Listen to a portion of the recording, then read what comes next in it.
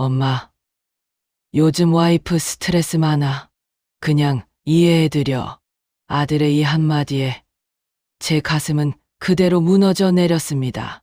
평생을 너 하나만 바라보고 살아온 엄마인데 내 말은 들어보지도 않고 왜 며느리 편만 드는 걸까요?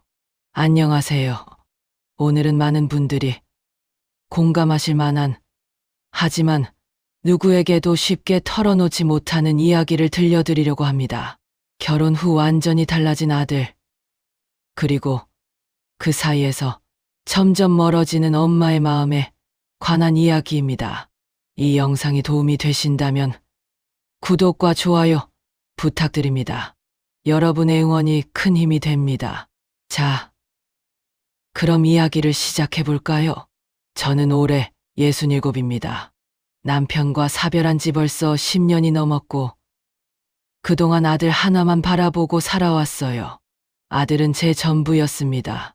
아침에 눈 뜨면 제일 먼저 아들 생각, 밤에 잠들기 전에도 아들 걱정, 그렇게 살았죠. 아들이 결혼한다고 했을 때 솔직히 마음 한구석이 허전했습니다. 하지만 저는 웃으며 축복해줬어요. 그래, 이제 내 가정을 꾸려야지. 엄마는 걱정 마. 며느리도 괜찮은 애라고 생각했고요. 첫인상도 나쁘지 않았으니까요. 그런데 결혼 후 뭔가 조금씩 달라지기 시작했습니다. 처음엔 작은 것들이었어요. 명절 때 제가 음식을 준비하면 며느리가 어머님, 요즘은 이렇게 안 해요라고 하더라고요. 뭐, 젊은 사람들 생각이 다를 수 있다고 이해하려고 했죠. 하지만 진짜 문제는 아들의 태도였습니다. 그날이었어요. 명절이 지나고 며칠 후, 저는 아들에게 전화를 했습니다. 명절 때 며느리가 좀 쌀쌀맞게 대하는 것 같아서 조심스럽게 말을 꺼냈죠. 얘야, 엄마가 뭐 잘못한 게 있니? 명절 때 며느리가 좀 차가운 것 같더라. 그랬더니 아들은 제 말이 채 끝나기도 전에 말하는 겁니다. 엄마, 요즘 와이프 스트레스 많아. 회사 일도 힘들고 시집살이도 부담스러워하고 그냥 좀 이해해드려. 시집살이라니요. 저는 며느리한테 뭐 하나 제대로 시킨 적도 없는데 오히려 제가 더 조심조심 눈치를 보는 판인데 말이에요. 그래도 얘야, 엄마 입장도 좀. 엄마, 제발 이해해줘. 우리 힘들어. 우리. 그 단어가 제 가슴에 비수처럼 꽂혔습니다. 아들의 우리 애는 저는 없었습니다. 이제 아들의 우리는 며느리와 아들 둘만의 세계였던 거예요. 전화를 끊고 저는 한참을 멍하니 앉아 있었습니다. 눈물이 핑 돌았지만 꾹 참았어요. 내가 너무 예민한 건가? 아들이 결혼하면 다 그런 거겠지. 하지만 마음 한구석은 계속 아팠습니다. 그날 밤 저는 혼자 앉아서 예전 사진을 꺼내봤어요. 아들이 이 어렸을 때 사진들, 초등학교 운동회 때 제 손을 꼭 잡고 웃던 모습, 중학교 입학식 때 제 옆에 서서 어깨 동무하던 모습, 대학 졸업식 때 엄마 사랑해라고 속삭이던 그 순간, 그때의 아들은 어디로 간 걸까요? 사진을 보다가 문득 남편 생각이 났습니다. 남편이 돌아가시기 전에 제 손을 꼭 잡고 그랬어요. 여보, 우리 아들 잘 부탁해. 당신 혼자 힘들겠지만 아들이 당신을 지켜줄 거야. 그 약속을 믿고 저는 10년을 버텼습니다. 아들이 제 곁에 있으니까 외롭지 않았어요. 아들이 전화하면 세상을 다 가진 기분이었고 아들이 밥 먹으러 오면 일주일이 행복했습니다. 그런데 이제는 제가 아들에게 전화하는 게 조심스럽습니다. 혹시 방해가 될까봐, 혹시 며느리가 싫어할까봐, 내가 언제부터 이렇게 눈치를 보는 사람이 됐을까? 그날 밤 저는 처음으로 깨달았습니다. 아들은 이미 제품을 떠났다는 것을, 그리고 그 자리에 며느리가 들어왔다는 것을. 그런데 이건 시작에 불과했습니다. 진짜 충격적인 일은 그 다음에 벌어졌거든요. 그 일이 있고 나서 한 달쯤 지났을까요? 저는 백화점에 갔다가 우연히 아동복 매장을 지나게 됐습니다. 손주가 돌이 지났는데 너무 예쁜 옷들이 눈에 들어오더라고요. 그래, 내가 며느리한테는 잘 못해줘도 손주한테는 잘해줄 수 있잖아. 그렇게 생각하며 옷 몇 벌을 샀습니다. 제 나름대로는 정말 예쁜 걸로 골랐어요. 색깔도 화사하고 디자인도 귀여운 것들로요. 집에 와서 곧바로 택배로 보냈습니다. 아들네 집 주소로요. 보내면서 얼마나 뿌듯했는지 몰라요. 우리 손주 이거 입으면 정말 예쁘겠다 하면서 혼자 미소를 지었습니다. 이틀 후 아들한테서 카톡이 왔어요. 엄마, 옷 받았어. 저는 신이 나서 답장을 보냈죠. 그래, 예쁘지? 우리 손주 입혀서 사진 좀 보내줘. 그런데 아들의 답장은 제 예상과 완전히 달랐습니다. 엄마, 근데 와이프가 그러는데 요즘 애들은 이런 스타일 잘 안 입는데, 그리고 색깔도 좀 촌스럽다고. 촌스럽다고요? 저는 순간 숨이 턱 막혔습니다. 제가 정성껏 고른 옷을 촌스럽다니. 며느리가 직접 말한 건 아니어도 아들이 그렇게 전하니까 더 서운했어요. 저는 떨리는 손으로 답장을 보냈습니다. 그래? 미안하다. 엄마가 요즘 유행을 몰라서. 그럼 다른 거 사줄까? 아니야, 엄마. 괜찮아. 근데 앞으로는 안 사줘도 돼. 우리가 알아서 살게. 우리가 알아서.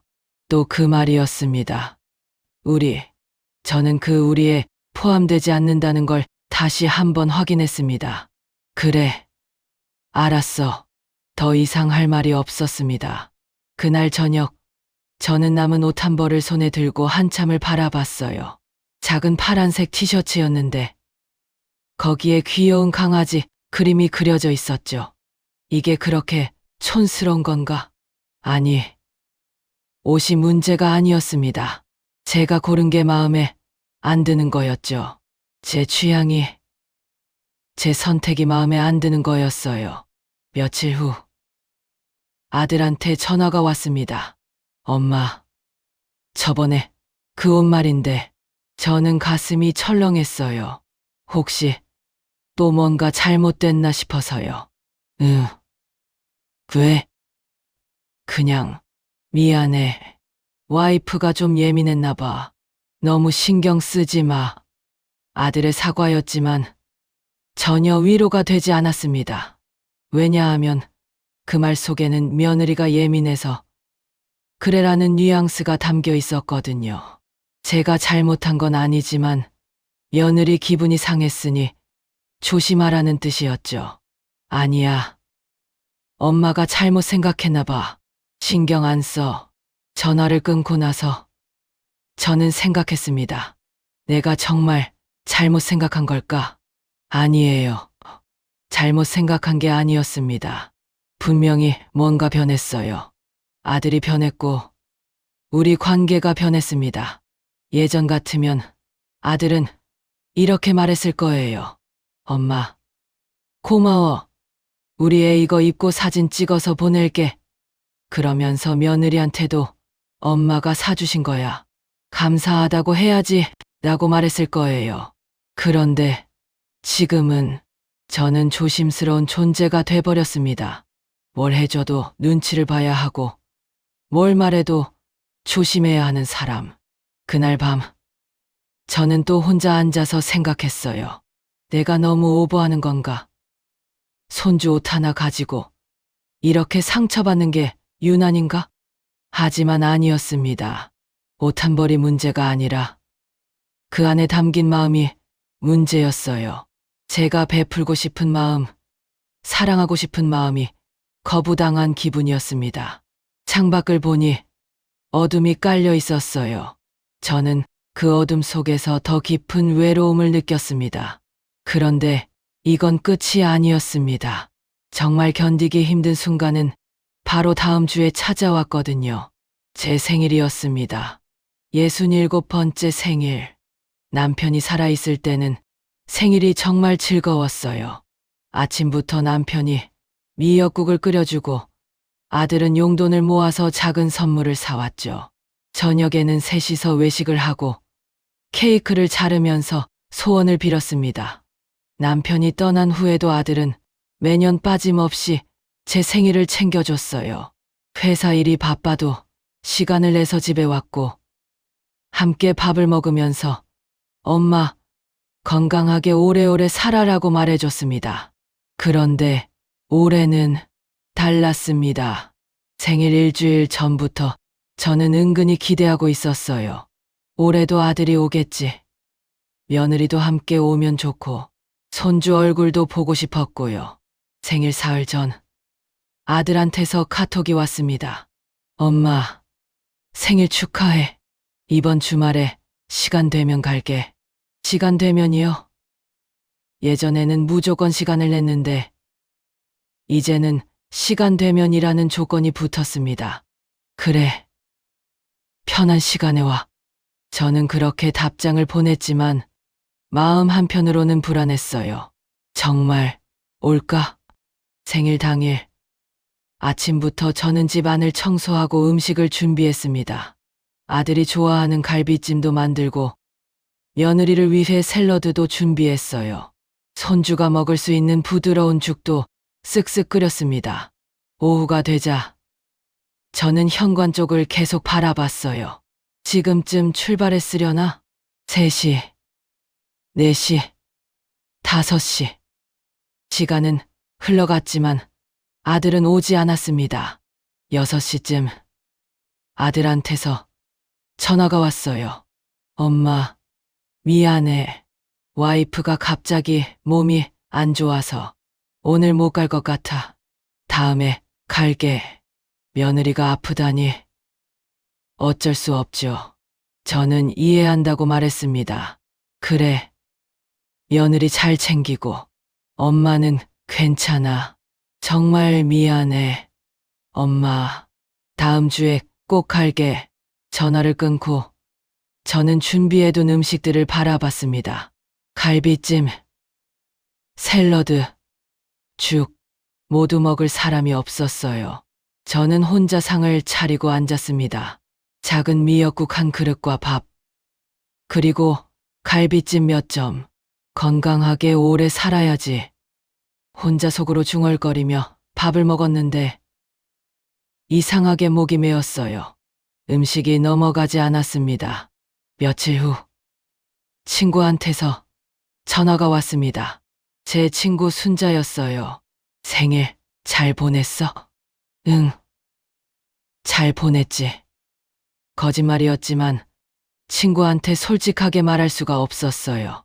아들 왔어? 아니, 며느리가 아파서 못 왔어. 순자는 잠깐 침묵하더니 말했습니다. 얘, 너무 섭섭해하지 마. 요즘 젊은 사람들은 다 그래. 응, 알아. 괜찮아. 하지만 괜찮지 않았습니다. 전혀 괜찮지 않았어요. 전화를 끊고 나서 저는 아들한테 카톡을 보내봤습니다. 며느리 괜찮아? 한참 후에 답장이 왔어요. 응. 약 먹고 나아졌어. 걱정 끼쳐서 미안해. 저는 그제야 깨달았습니다. 며느리가 정말 많이 아팠던 건 아닐 수도 있다는 걸. 어쩌면 그냥 오기 싫었던 건 아닐까요? 시어머니 생일에 가는 게 부담스러웠던 건 아닐까요? 그리고 아들은 그런 며느리의 마음을 읽고 저를 포기한 거겠죠. 엄마는 이해해 주실 거야. 엄마는 괜찮다고 하실 거야. 정말 그랬습니다. 저는 항상 괜찮다고 했으니까요. 아들이 편한 선택을 할 수 있도록 저는 항상 뒷걸음질 쳤습니다. 그날 밤, 저는 침대에 누워서 천장을 바라봤어요. 어둠 속에서 남편의 목소리가 들리는 것 같았습니다. 여보, 우리 아들 잘 부탁해. 아들이 당신을 지켜줄 거야. 하지만 이제 아들은 저를 지켜주지 않았습니다. 며느리를 지키고 있었죠. 눈물이 주르륵 흘러내렸습니다. 저는 소리 없이 울었어요. 이렇게 외롭고 쓸쓸한 생일은 처음이었습니다. 그런데 이게 끝이 아니었어요. 며칠 후, 저는 더 충격적인 사실을 알게 됐습니다. 제 생일이 지나고 일주일쯤 됐을 때였어요. 아들한테서 연락이 왔습니다. 엄마, 오늘 시간 돼? 잠깐 들르게. 반가웠어요. 드디어 아들 얼굴을 볼 수 있다니. 저는 서둘러 집안을 정리하고 아들이 좋아하는 과일도 깎아놨습니다. 아들이 왔을 때 며느리와 손주는 함께 오지 않았어요. 며느리는 에바야 돼서 집에 있어. 아들은 그렇게 말하고는 소파에 앉았습니다. 뭔가 표정이 무거웠어요. 무슨 일 있니? 아니, 그냥 엄마 요즘 어떻게 지내? 엄마는 괜찮지? 너나 잘 지내? 아들은 잠깐 망설이더니 말했습니다. 엄마, 저번 생일 때 못 가서 미안했어. 진짜 와이프가 안 좋았거든. 괜찮아. 알아. 며느리 건강이 더 중요하지. 아들은 고개를 끄덕이고는 가방에서 작은 상자를 꺼냈어요. 이거 생일 선물이야. 늦었어서 미안해. 상자를 열어보니 예쁜 스카프가 들어 있었습니다. 저는 감사하다고 말했지만 솔직히 마음이 복잡했어요. 선물이 중요한 게 아니라 그날 함께 있어주는 게 더 중요했거든요. 아들은 1시간쯤 있다가 돌아갔습니다. 저는 배웅을 하며 현관까지 따라 나왔어요. 그런데 아들이 현관문을 나서면서 휴대폰을 꺼냈는데 그 순간 전화가 왔나 봐요. 아들이 전화를 받는 소리가 들렸습니다. 여보, 나 지금 막 나왔어. 며느리였습니다. 응. 다녀왔어. 엄마, 괜찮으시대. 뭐? 아니야. 별 말씀 안 하셨어. 저는 문을 닫으려다가 그만 손을 멈췄습니다. 뭔가 이상했거든요. 아들의 목소리가 계속 들렸어요. 알았어. 앞으론 더 신경 쓸게. 응. 미안해. 엄마한테 부담 안 드리게 할게. 부담이요? 제가 아들한테 부담을 준다고요? 저는 가슴이 철렁 내려앉았습니다. 더 듣고 싶지 않았지만 발이 떨어지지 않았어요. 그래. 알아. 엄마가 너무 자주 연락하시면 부담스럽다는 거 알아. 내가 잘 얘기해 볼게. 제가 너무 자주 연락한다고요? 저는 아들한테 일주일에 한두 번 정도 안부 문자를 보낼 뿐이었는데 그게 부담스러웠던 거예요? 아들의 발소리가 멀어졌고 저는 그제야 문을 닫았습니다. 그리고 그대로 주저앉았어요. 내가 부담스러운 존재였구나.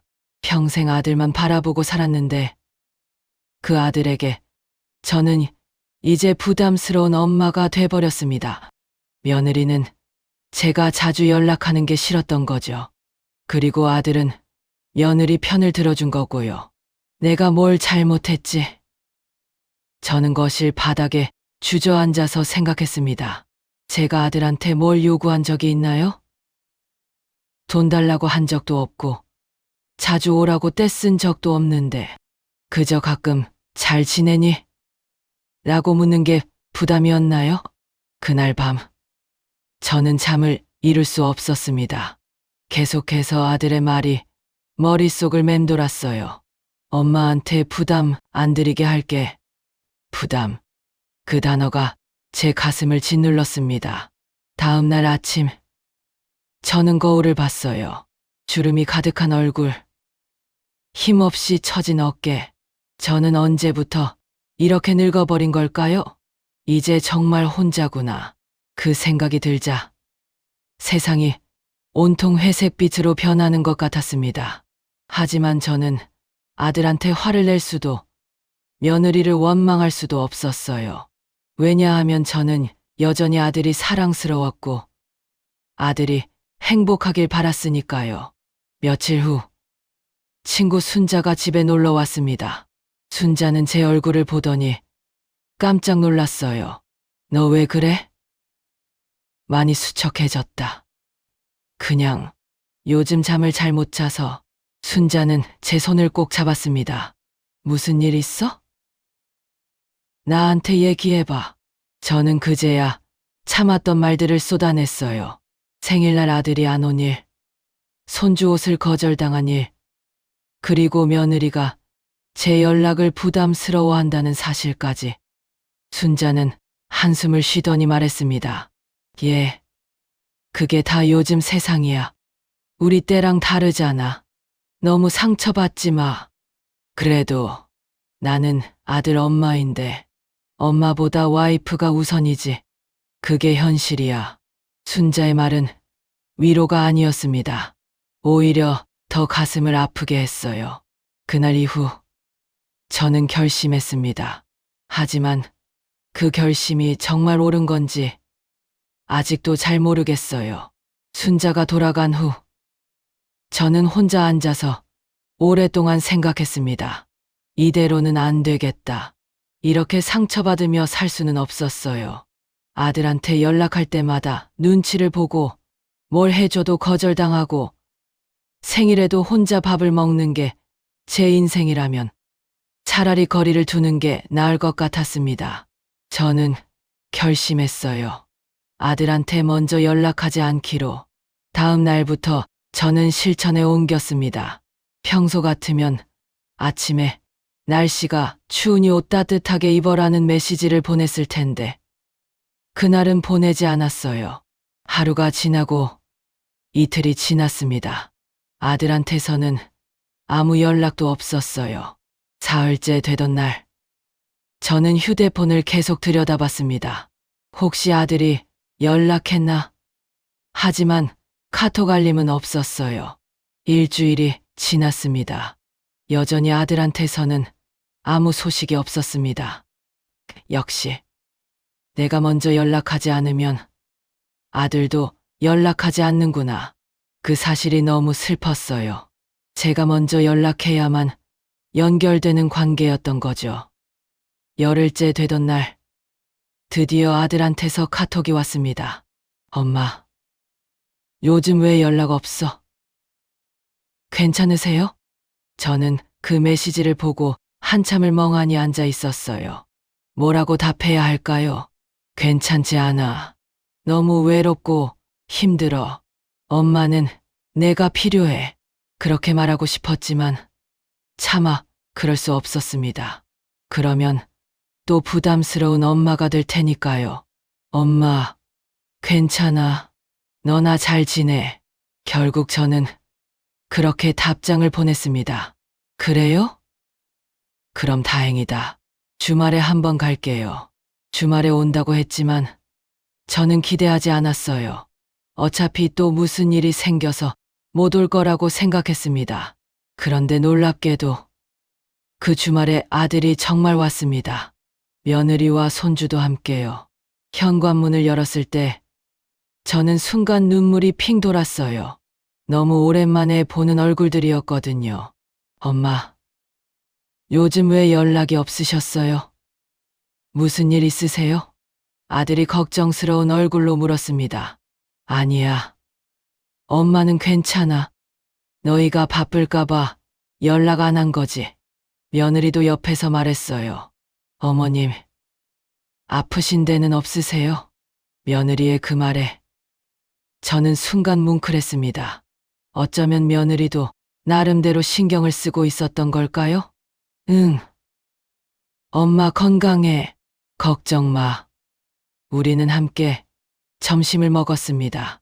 오랜만에 온 가족이 모인 식탁이었어요. 손주가 옆에서 제잘제잘 떠드는 소리, 아들이 밥을 먹으며 맛있다고 하는 소리, 며느리가 어머님, 이거 어떻게 만드세요? 라고 물어보는 소리. 그 순간만큼은 행복했습니다. 하지만 그들이 돌아가고 나니 다시 빈집이었어요. 텅 빈 거실, 조용한 주방, 혼자 남은 저는 소파에 앉아서 생각했습니다. 이게 내 인생인가? 일주일에 한 번, 아니 한 달에 한두 번 아들 얼굴 보는 게 전부인 인생. 예전에는 아들이 매일 전화했고 일주일에 한두 번은 집에 들렀는데 이제는 그것마저 사치가 돼버렸습니다. 친구 순자한테 전화를 걸었어요. 순자야, 나 요즘 이런 생각이 들어. 내가 너무 아들한테만 매달렸나?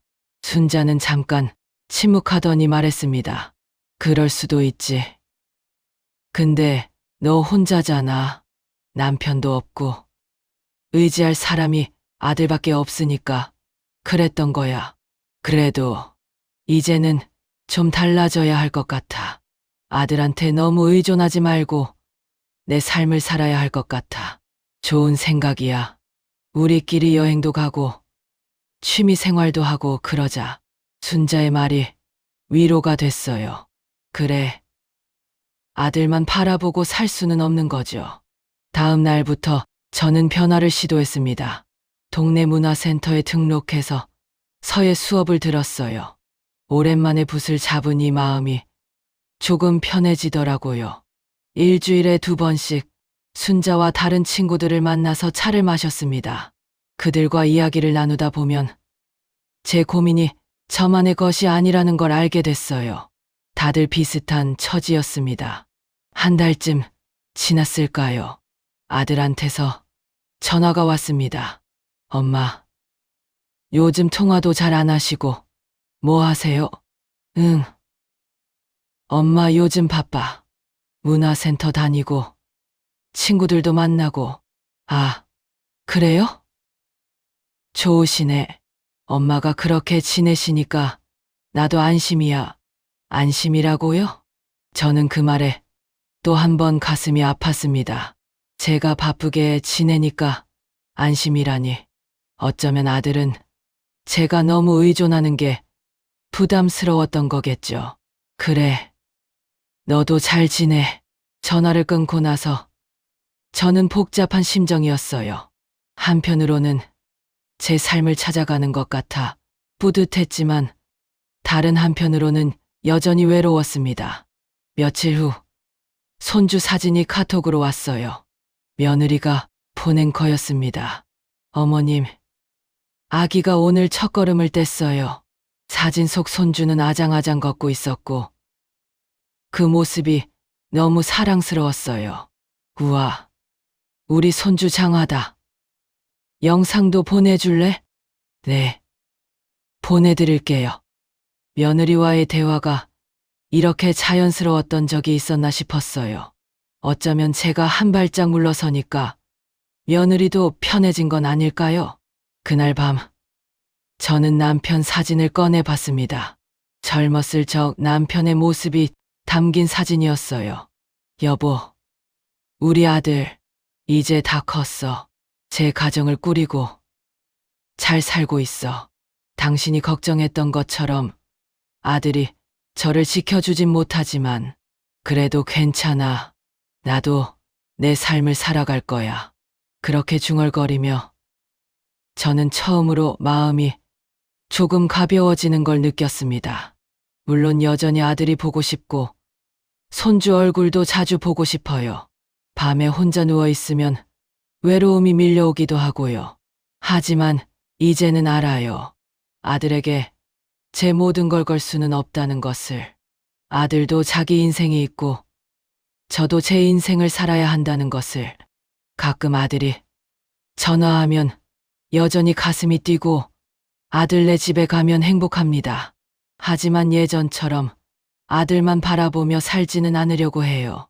지난주에는 순자랑 제주도 여행을 다녀왔어요. 바다를 보면서 생각했습니다. 나도 아직 살 날이 많이 남았는데 이렇게 우울하게만 살 수는 없지. 여행에서 돌아온 후 아들한테서 전화가 왔어요. 엄마, 제주도 다녀오셨어요? 재밌었어요? 응, 너무 좋았어. 다음에는 너희도 같이 가자. 그래요. 좋아요. 아들의 목소리가 밝았어요. 어쩌면 제가 변하니까 아들도 편해진 건 아닐까요? 이제 저는 압니다. 아들이 결혼하면서 저와의 관계가 달라진 건 어쩔 수 없는 일이라는 것을, 며느리가 아들의 1순위가 된 것도 제가 받아들여야 할 현실이라는 것을. 하지만 그렇다고 해서 제가 불행해야 하는 건 아니잖아요. 저도 제 인생을 즐길 수 있고 제 행복을 찾을 수 있어요. 가끔은 여전히 서운하고 가끔은 여전히 외롭습니다. 밤에 혼자 누워있으면 눈물이 나기도 해요. 그래도 괜찮아요. 왜냐하면 저는 이제 알거든요. 이 모든 게 사랑이라는 것을. 아들을 향한 제 사랑, 그리고 아들이 저를 향한 사랑도 여전히 있다는 것을. 다만 그 사랑의 모습이 예전과는 달라졌을 뿐이에요.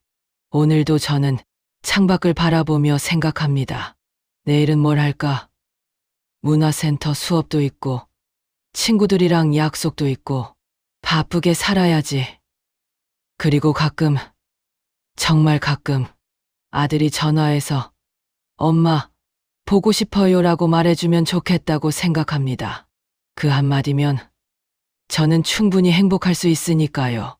여러분, 오늘 이야기는 여기까지입니다. 혹시 비슷한 경험을 하고 계신 분들이 계신가요? 아들이, 딸이 결혼한 후 관계가 달라졌다고 느끼시나요? 댓글로 여러분의 이야기를 들려주세요. 우리 함께 이 시간을 헤쳐나가요. 그리고 이 영상이 도움이 되셨다면 구독과 좋아요, 알림 설정 부탁드립니다. 여러분의 작은 클릭 하나하나가 저에게 큰 힘이 됩니다. 다음에도 더 좋은 이야기로 찾아뵙겠습니다. 감사합니다.